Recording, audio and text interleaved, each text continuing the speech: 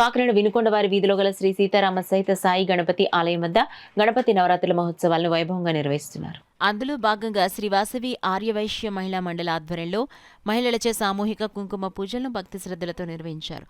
ఉత్సవ పందిరిలో అష్టలక్ష్మి వైభవాన్ని కళ్లకు కట్టినట్లు చూపించారు. అష్టలక్ష్మి అవతారాల వేషధారణలో ఉన్న చిన్నారులందరినీ ఆకట్టుకున్నారు. ఆదిలక్ష్మి, ధనలక్ష్మి, గజలక్ష్మి, సంతానలక్ష్మి, వీరలక్ష్మి, విద్యాలక్ష్మి, విజయలక్ష్మిల రూపంలో ఉన్న వీరిని ఉత్సవ వేదిక వద్ద వరుసగా కూర్చోబెట్టి అమ్మవారికి మహిళలంతా కుంకుమ పూజలు చేశారు. ఈ సందర్భంగా శ్రీ వాసవి ఆర్యవైశ్య మహిళా మండలి అధ్యక్షురాలు వత్సావరలక్ష్మి, భక్తురాలు లక్ష్మి, ఉత్సవ కమిటీ సభ్యులు శంకర సురేష్లు మీడియాతో మాట్లాడారు.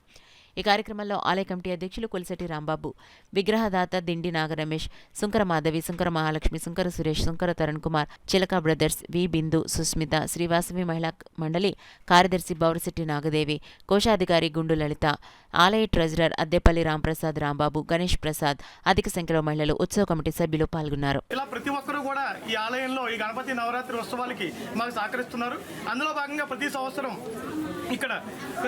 కుంకుమ పూజ కార్యక్రమాలు మరియు అన్నదానం, భారీ ఎత్తున అన్నదాన కార్యక్రమం నిర్వహించడం జరుగుతుంది. కుంకుమ పూజతో పాటు అలాగే అత్యంత ఘనంగా మా యొక్క నిమజ్జనోత్సవం కూడా అంగరంగ వైభవంగా నిర్వహించడం జరుగుతుంది. 600 నుంచి 800 మందికి అన్నదాన కార్యక్రమం కూడా నిర్వహించడం జరుగుతుంది.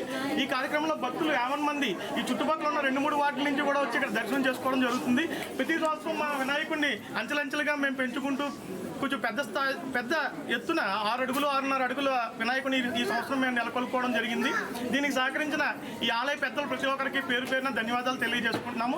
అలాగే మా గుడికి ఇంకా పూర్తి స్థాయిలో భక్తులు ప్రతి ఒక్కరు సహకరించి వచ్చే సంవత్సరం ఇంకా ఘనంగా చేసుకునేదానికి మా ఈ ఆలయ కమిటీకి సహకరిస్తారని ప్రతి ఒక్కరికి నమస్కారం తెలియజేసుకుంటున్నాం. వినుకొండ వారి వీధిలో వేయించేసినటువంటి సీతారాముల వారి మందిరానికి సంబంధించి సీతారామ సమేత సాయి గణపతి భక్త సమాజం వారు నిర్వహించినటువంటి గణపతి నవరాత్రుల మహోత్సవంలో ఈరోజు గాను కుంకుమ పూజలకి మా ఆర్యవైశ్య అఫీషియల్స్ గ్రాడ్యుయేట్స్ అసోసియేషన్ వాళ్ళకి అవకాశం ఇవ్వడం వల్ల ఇక్కడ కుంకుమ పూజలు జరిపించడం జరిగింది.